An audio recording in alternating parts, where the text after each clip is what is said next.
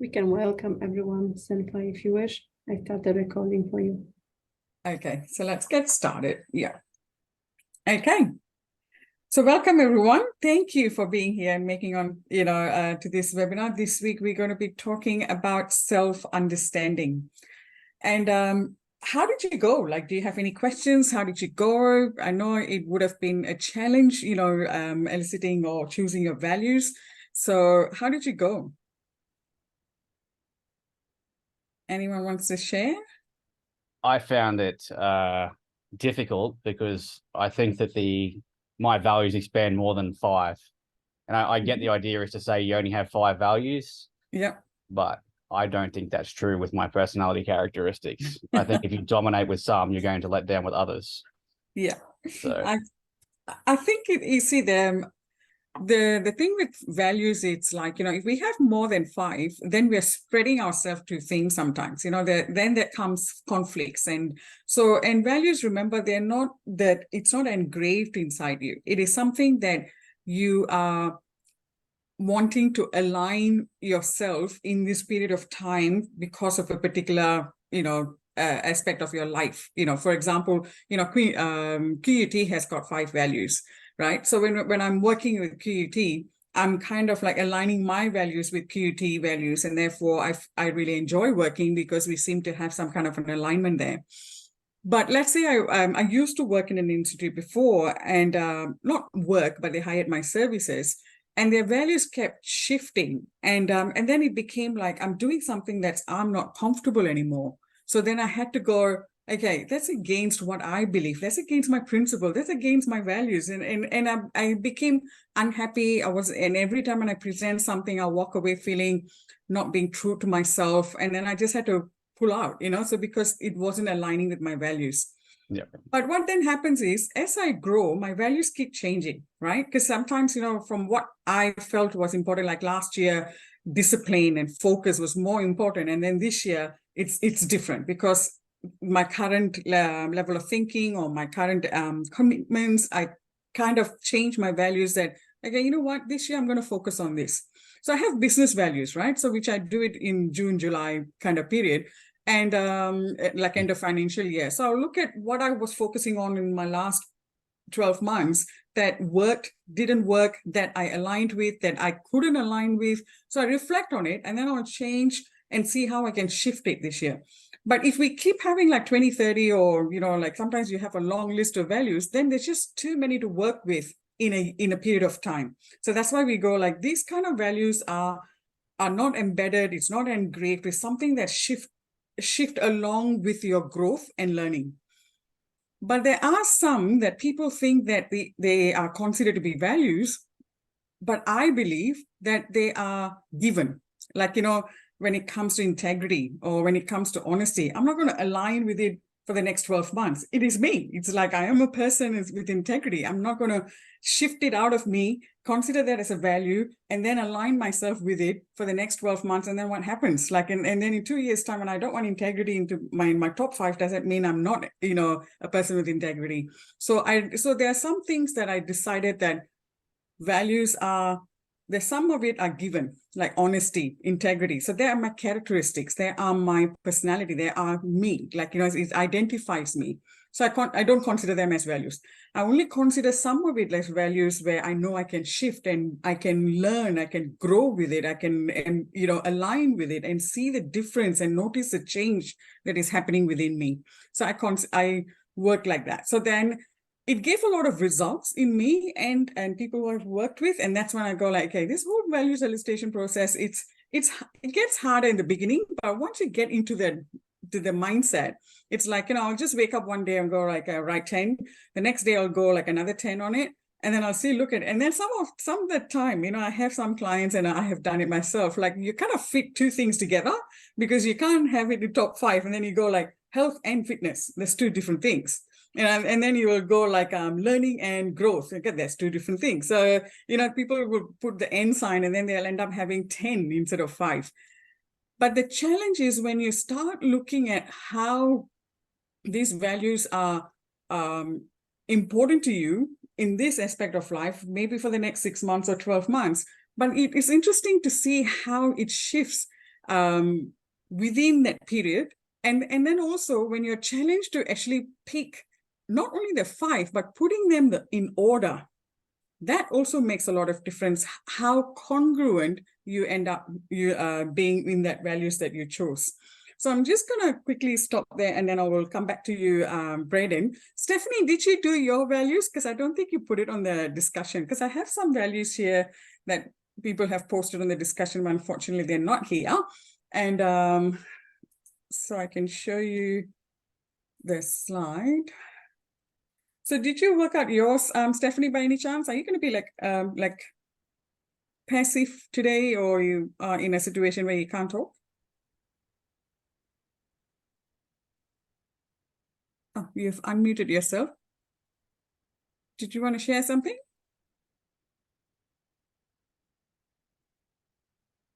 Okay, I can't hear you. Can you hear, Braden? I can hear you, yes. You can hear her? I can't hear Stephanie. Oh, you can't. Oh, yeah. Okay, yeah. Because she's unmuted, but I can't hear. So if you're using some kind of a headphone or something that's not working. Okay, I'll keep going. Maybe you can type your values and we can go through it. Sorry, having sound and mic issues. Okay, fair enough. If you're working with your laptop, if you are sitting in a space where you don't need any of that extra thing, you can just speak to the laptop, like what I'm doing now without any headphones. Okay, so if you want, you can actually put your values in here, then I can go through them with you to see how, the flow and the congruency works. Okay, so so we have someone who shared her values, right? So it was like wisdom, altruism, personal growth, creativity, and authenticity. This is where, even though they are all in that order, but we got to see whether the authenticity actually drives the creativity, whether creativity actually drives the personal growth, and how personal growth drive the altruism, and then followed by wisdom. It's sometimes it's interesting that we all believe that this is our values, but sometimes you got to ask yourself, are they your values? Are they your expectation? Or are they your wish list? That means it's like, I wish I am a person with honesty. I wish I'm a person with continuous learning. I wish, is that a wish list? Is this something that you expect that you should have? Because is it a criteria you're trying to fulfill because of the society you're in right now? And also, is it something that you expect from others? That means I have these values, therefore I expect whoever is with me has to align with me, because everybody's values are different. Our parents' values were different from ours, and our values are going to change to the next generation, right? So we have to we really need to now think about this. We can have that list, but is that coming from, in an unconscious way, is it coming from that expectation that you have on others, the expectation you have of yourself? Or is it a wish list? Like, I wish I am, healthy. I wish I have personal growth. So if you're doing that, then the motivation or the drive can actually die off. That's why they always say, in a gym, usually the maximum number of enrollment or registration in a gym is January, right? And then come to April, it dies off. And even people who enrolled in January, they will stop going, because it becomes like their wish list. Because, we set our resolution, end of the year resolution, or our resolution for the next new year. So we're all in an upbeat, in a high, and then we go register ourselves in the gym. But then, because it's only a wish list, it's not a value that you're aligning yourself with. And therefore, your congruency or your alignment just drops off. And then you go like, yeah, I will get to the gym when I can. So then there's lack of commitment there. So that's why you've got to be mindful. When you pick your values, are you coming from, which space are you coming from? Are you really committed to being in alignment with that? So when you say, and then also, I'll go back to that later, because there's another aspect of values elicitation process that people do it in a way that I'll talk about it later again. And then another thing is, I have actually had someone who worked with me. She was interesting. Like, she was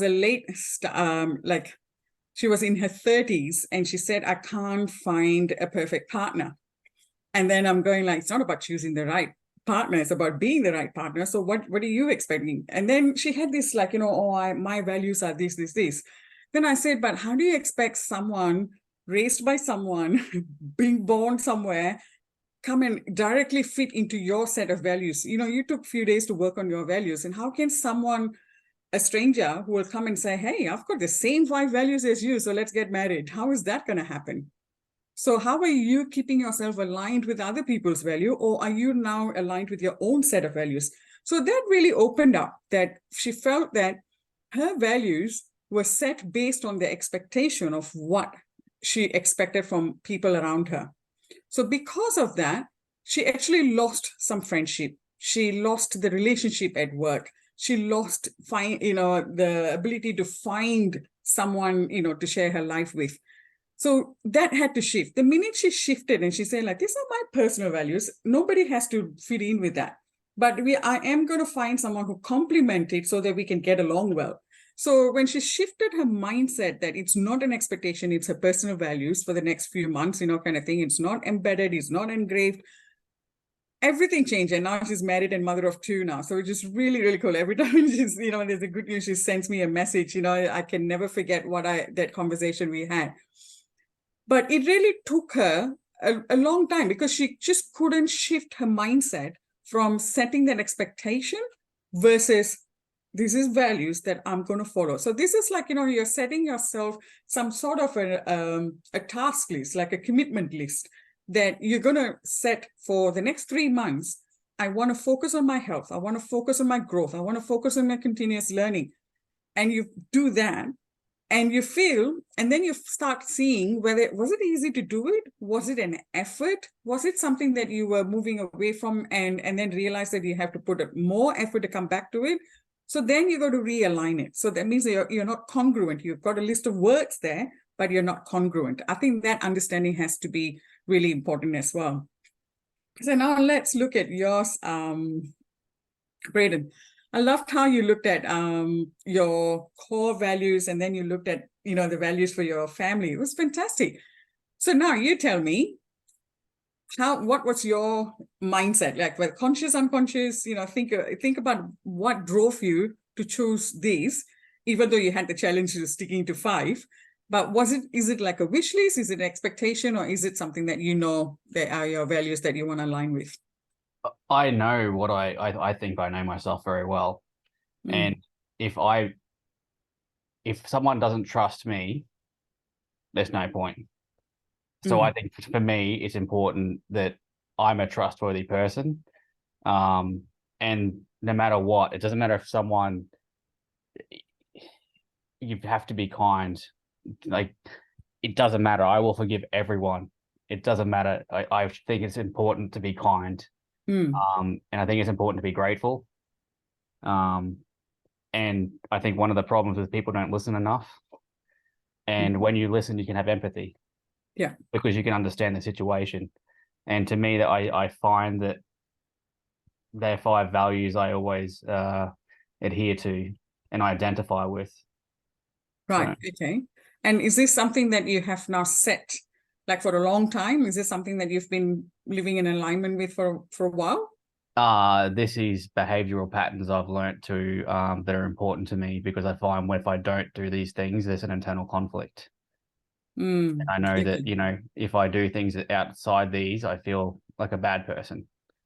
But have you ever? Have I ever not been trusted? Yeah. Oh, yes, of course. I've been rude to people. I'm not kind, and I've, and not listened to someone else's point of view and said, no, I'm right and you're wrong. Of course. So when you do that, how does that make you feel like afterwards? Terrible. Like, do you suddenly recall that your values and you've done something misalignment there? How does that? So I'm very self-reflective and I deeply think about things, and I will think what happened then, and and how can I change my behavior to change that situation? And I don't know if that's narcissistic or not. That's how I work. I always. Right. Do you also reflect where you are coming from when you don't align with your values? Yes. So does that open up to other values that you could be considering? You mean, so if something went wrong and I thought I wasn't very kind to that person, why wasn't I? Like what drove that behavior? Probably because they're annoying me. But you're a kind No. person, remember? Yeah. What do you mean? You can be a kind person and identify them, and if they, if someone comes in and usually it's because they're hypocritical or they're putting someone else down. So if someone's behavior is they are doing something to make themselves better or put other people's down, I struggle then to be kind to them. Yes. Okay. So what would you do instead? Like besides bringing about a negative behavior, what it would be another positive behavior that you could be In working that on? situation. So if someone was doing something in a situation and I found it difficult to be kind and to listen to them, oh geez, that'd be tough. That's the challenge. See, that is the toughness when it comes to values, right? So you've misaligned in that situation. If that situation happens like a few times in that year, it is like, so what kind of values that you could look into that will allow you to exercise in those type of situations? I'm trying to reflect on a situation that's happened where I've so I can actually add context.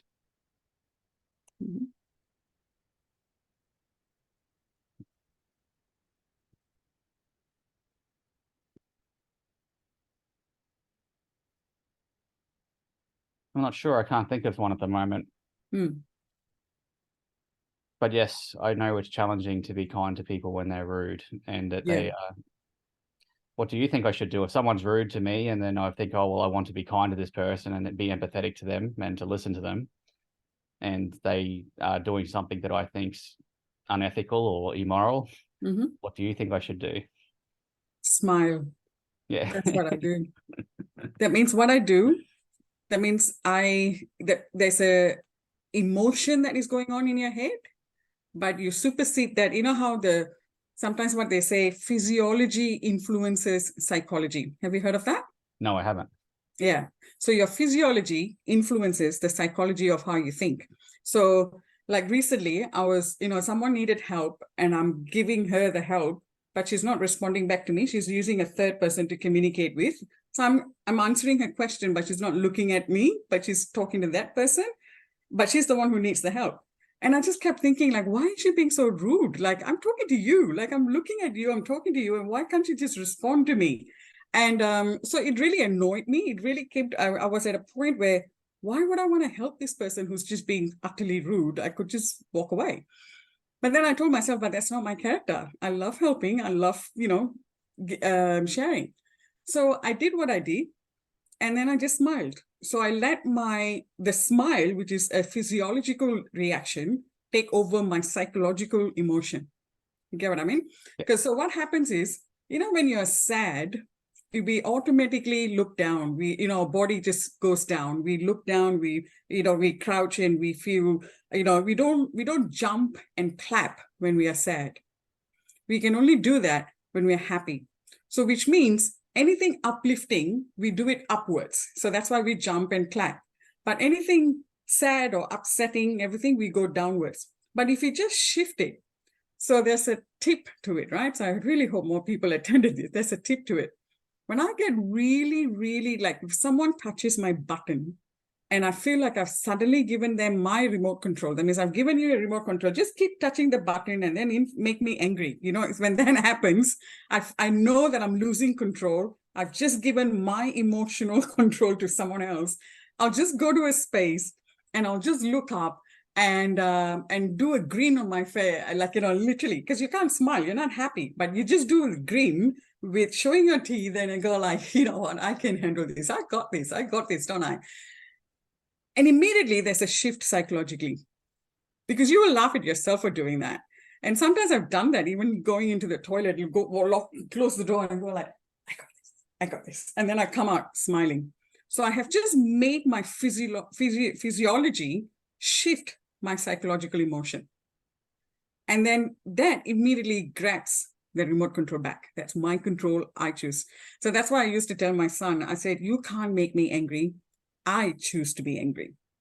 You can't touch my buttons. It's me who has the control of when and how and if I want to touch the buttons, the hot buttons.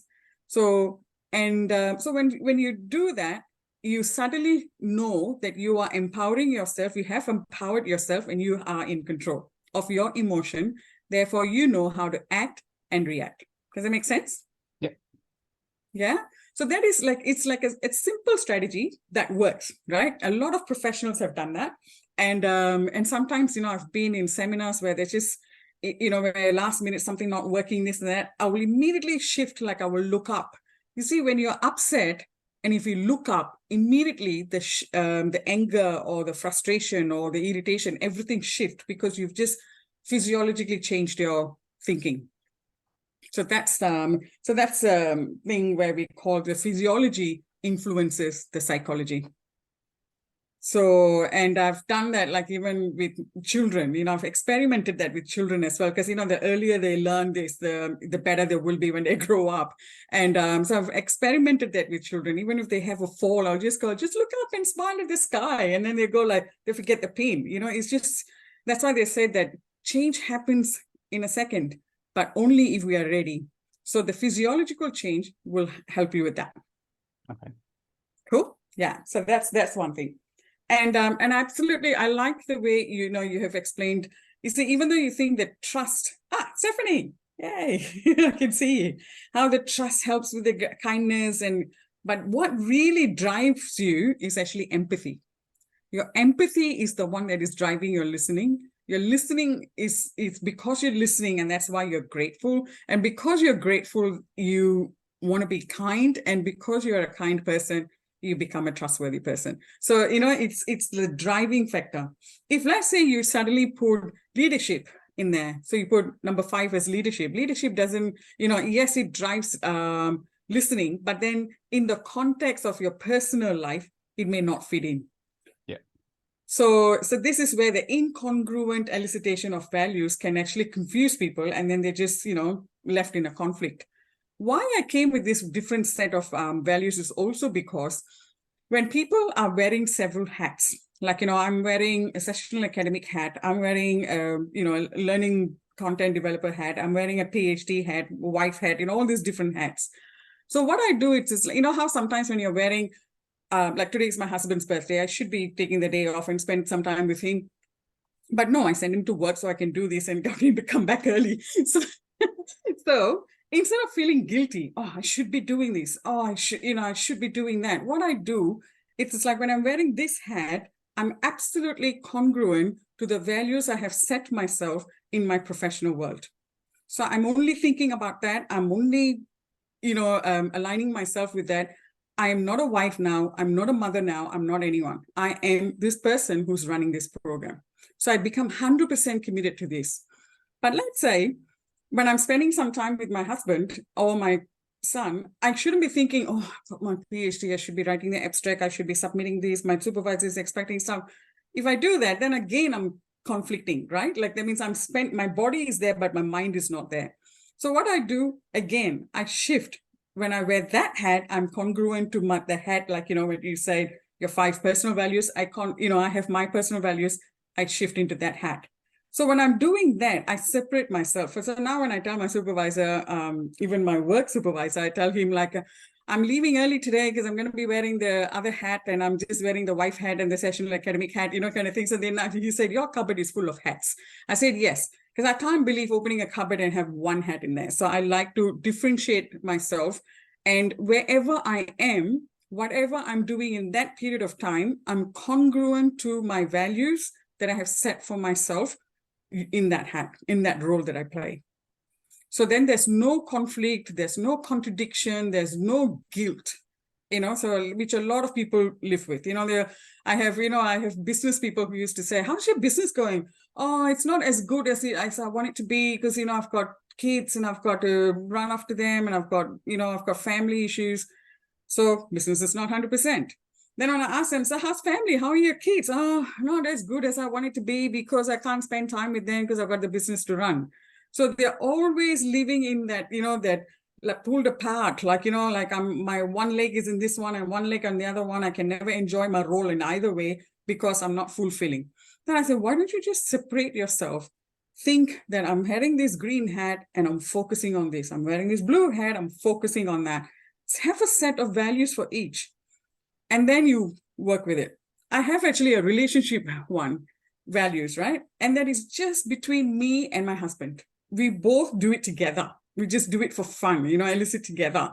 And then we see how what I committed in that one, I may not have followed it for the next 6 months or something. And then we talk about it, like what happened? Like, why am I not keen? Why am I not, all out, kind of thing. So it's really interesting when we have conversations. And then we have that with my son. And it is really interesting how a lot of discussions and bonding and communication happens, just eliciting this as a family as well. Make sense? Cool. Can you talk now, Stephanie?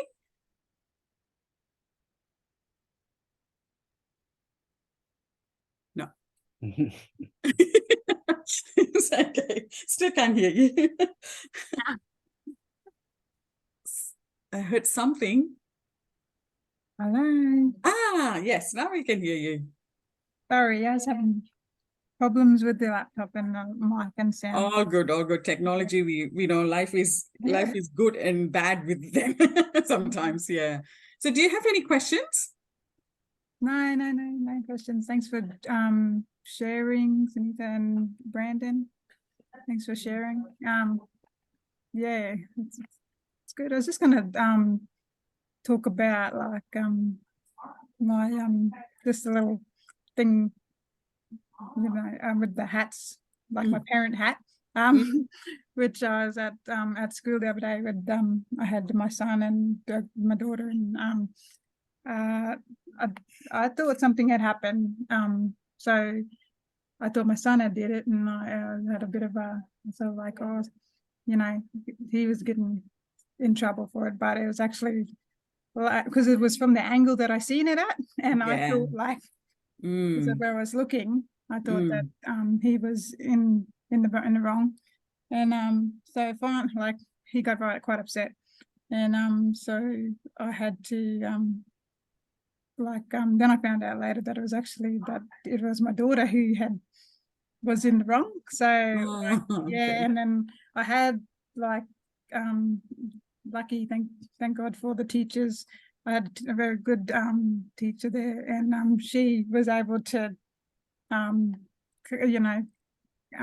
us down, and because Franklin was quite upset, and he didn't really want to he was thinking of not going to school that day because got very upset about it.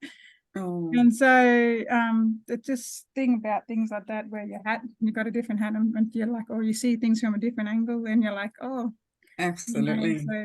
So things happen, hey, like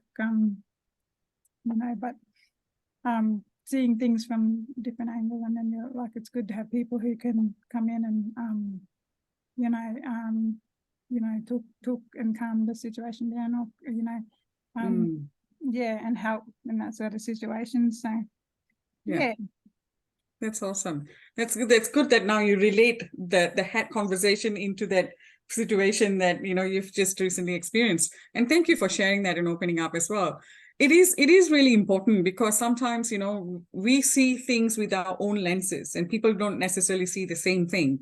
And that's why two people can go to the same movie and then walk out, and one of them said that's the best ever, and another one goes, well, that was a crap, like I hated every moment of it.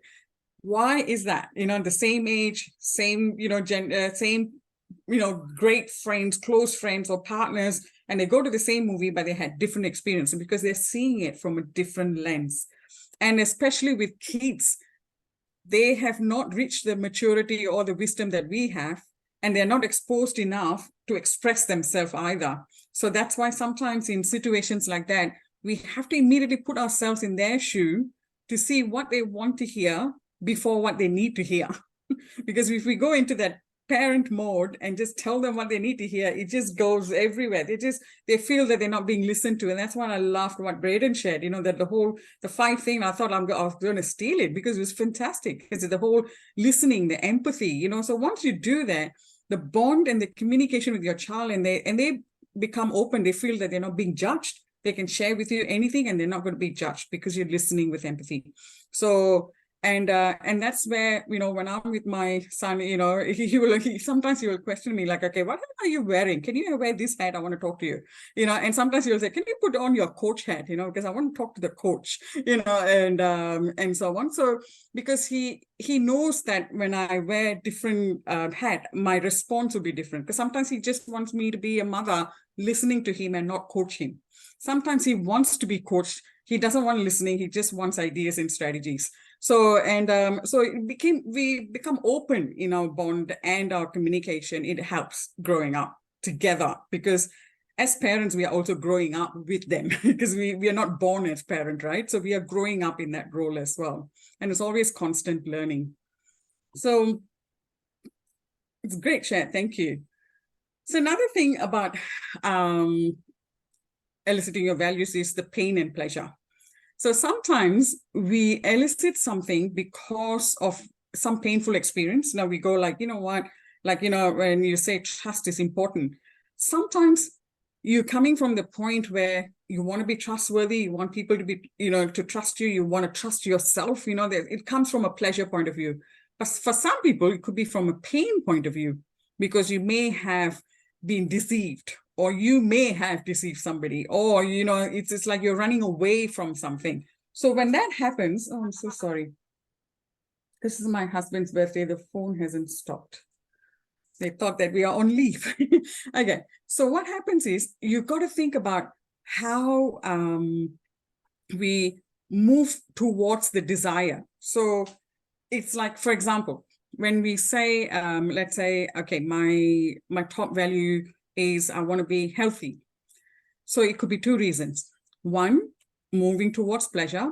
It could be because I want to travel. I want to do bungee jumping. I want to travel, and I want to sit comfortably in the flight, and I don't want to squeeze in, you know, and I want to be able to walk up the stairs, and I want to be able to travel where I'm not tired when I'm walking up, you know, kind of thing. So you're looking forward to something that you want to achieve and accomplish. And for that reason, your utmost value now is being healthy. But there are a lot of people who put their health, and then I'll go like, why? Like, why health? What's the purpose? And then they go, I don't want to die before I see my son's wedding. You know, I don't want to die, you know, this, and I don't want to have a heart attack like my father did. Or I don't want to suffer from this illness my doctor is warning me about. So then what they're doing is they're pushing themselves towards a value that's because they're running away from the pain. So what happens is, you know, the one we talked about last week, the have to that comes with a lot of energy that creates exhaustion, versus the want to that is because you want the desire to move forward, and that happens. So that means I have to be healthy versus I want to be healthy. So the purpose becomes positive motivation and negative motivation. So that's why, you know, the saying, they say that there are two things in life that motivate you. One is the fear of pain. Yeah. Another one is your desire for pleasure. Don't you think so? And the desire for pleasure will actually enable you to keep going, even though there are bad days. You know, there are days where you have cheat days, or there are days where you feel like, oh, you know what, I know I have to do this, go to the gym, but today I can't make it. But it's all good. You know, I'm still on track with my dream. But if let's say if you're in the fear of pain, it is like, okay, I have to go to the gym. I got no choice. I'll be dead if I don't. You know, that kind of push. Even when you go to the gym, you don't enjoy the whole journey of moving towards being healthy. You actually come to a point when you reach there and you still feel, you know what, I finally got to my ideal dream weight, and now I have to do this, you know. So you start focusing on the next one without even celebrating, without even rewarding, without even actually enjoying the moment. And that's also important. So that's why when you're eliciting your values every time, ask yourself, is it from pain we are running away from, or is it pleasure? Sometimes the pain factor works for a lot of people, you know, because it pushes you against the wall, and that's how you get the results. It helps. But in my experience, whatever helped me 20 years ago working under that pressure, it's not working for me now, because it's like, you know, by age, you get tired, you know, you get exhausted. And because you are wearing more hats now than you were 20 years ago. So, you know, while you were at school, your responsibilities were minimal. You didn't have to think about bills. You didn't have to think about finance aspect of it. Your life circle was quite minimal: school, study, play, and social life, and home. So it was easier. I remember someone told me, they said, when you're young, you like when somebody gives you the first key to your drawer, your room or something, you feel so empowered. Oh, look at that. I've got a key, like I'm responsible now. But as you grow old, if you look at your key bunch, if it's just too many keys, that means there's just that many responsibilities that you got, and everything comes with the value. So, and therefore, as you grow older, whatever works for you, like, you might ask yourself, how come last time I could do this and achieve when I was all good, and now it's not working? Same thing with our body and metabolism. I used to say, like, last time if I stopped drinking fizzy drinks for a week, I'll be fine. But now it is like, I don't, no, the example I was going to say is, last time you only put on weight because you eat too much, but now all I have to do is look at the food and I could put on weight. You know what I mean? So that's how life throws things at you. That's what I said to my friends. I said, now I don't even have to eat it. I just have to look at it, and then I could be 5 kilos more. And because of the lack of metabolism or the slowdown or anything, or physical ailments, that you feel that you cannot achieve the same outcome that you did for the same goal few years ago. Because you have to start looking at your life right now and look at the life in the future, and not compare yourself with the life in the past, because in the past, it's over and you've done it. And you've done it only because you were able to do it under that circumstances, under your body, your mind, your soul, everything that fit into it. But now you got to think about, what is it that I can do now where I can place myself in the future? And in that future, for the next 5 years, do I want to run towards where I want to go and reach and enjoy and celebrate? Or do I want to be chased by someone? So that's why I always give that analogy where the PhD journey is like, running a marathon. And it's just like, going, and if you're in the final year, final lap, you're running towards the finish line. You don't want it to be running just because a dog is chasing you or a shark after you, so you don't want to do that. But when I say that, my son, who used to be a national open water swimmer, he sometimes says that when he swims one of the couple of laps, he'll be swimming towards the finish line. But then sometimes when he feels that he's getting tired, he'll think about a shark that is chasing him so he can fasten up. And then I go like, oh my God, you were in the middle of the ocean thinking about shark? You say, yeah. If I slow down, the shark is going to bite me, right? Like, I'm going to be killed. So I have to go faster. So the desire to finish faster is actually driven by the fear of the shark eating him up. You get what I mean? So I can see when he comes out after that many laps, after a few kilometers of swimming, you can see how he enjoyed the race because he swam fast to finish fast, versus he was being chased by a shark that was going to eat him up. You can see that energy he would have put in. Good results he achieved. He made to nationals again, but the energy, the exhaustion was different.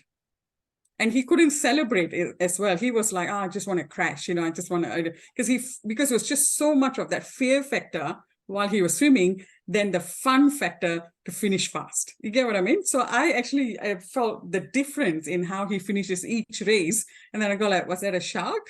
Or did you see the finish line? So, and you can see the difference in him. And sometimes he says that the shark helped him because he wants the result, because he wants the outcome. But there are times that he knows that whenever he uses the shark analogy, it does affect him afterwards, because he finds it really hard to get through it with bodily. He gets too exhausted because he was literally swimming away from the shark rather than swimming towards the finish line. Does that make sense? Yeah. Any questions? Anything you guys want to share?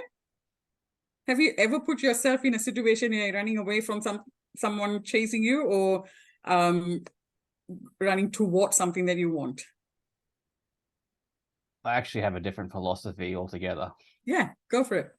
So if I used to do a lot of sport, and if I, for example, in the last 10 years, I've become a cyclist, and rather than focus on the end goal, I always try to enjoy the training for the, not just focus on climbing a mountain and get to the top of the hill, because otherwise, what are you going to do at the top of the hill? You've done it. Like, I think we focus on the reward too much. I focus specifically on just enjoying the moment. and not Yes. worry about the outcome. Yeah. Because, and then your body, I think it switches to go, look, I'm just enjoying for the fact I'm enjoying this. Yes. Is that competitive cycling? Yes. Competitive cycling. So, and so you would have achieved the time or something like, in terms of the thing, or you don't care? Yeah, It no, doesn't- I always focused on that. I had a very specific training regime. But I was taught by sports psychologists that that's why people fail. Is that if you literally just worry about your time, because you're never going to beat all the time, you're never going to come finish first every time. Mhm. And then so you used to train and you'd train for hours and you'd start to hate it. Yeah. And that you need to get enjoyment from training. And then, yeah, your body, Yes. and actually, weirdly, the pain in your legs, I used to like it. It's weird because what you're talking about, pain and pleasure, it changed. It Yeah. went from painful to liking it. Yeah. Yeah. I mean, like, you see that, when my son said the same thing, like, I put him in a swimming pool and then he said, I prefer the ocean, even though it was scary out there. But he would come out with bleeding nose because somebody punched him along the way. And then, his thing is bleeding and he will have all these, the jellyfish bite on his body and all the rashes and whatever. And then he actually enjoyed it. And so that's when he said that sometimes, sports it's not about it, like as he said, like he was never the winner. He was never, he went into nationals. He was the top 5, I think, in his one of his attempt, but he never won the first one. But he actually enjoyed it. Like he would come out and say, I enjoyed it. But there are times that his enjoyment is not viewed as you've done your best by the coach or by the team, so he feels that he's obligated to it. And so then he went and did some World Swim Series. And in that context, he felt that there was no push for time or no push for anything. And he enjoyed the swimming and the pain that came along with it. And he won. And he started noticing difference, how his mindset was when he's pushing for concentrating on the time, then having fun. Yeah. And along with it. But like what you say, the sports psychologists, but see, not everyone listens to them, right? So, and there are a lot of swimmers that he swam with, for a number of years. They have all quit, because they just couldn't cope with the pressure they were given. So they were always running away from that shark. They were always, like something is chasing them. And it was always like at the end, either the parent is holding the timer and the coach is holding a timer, why didn't you get a PB?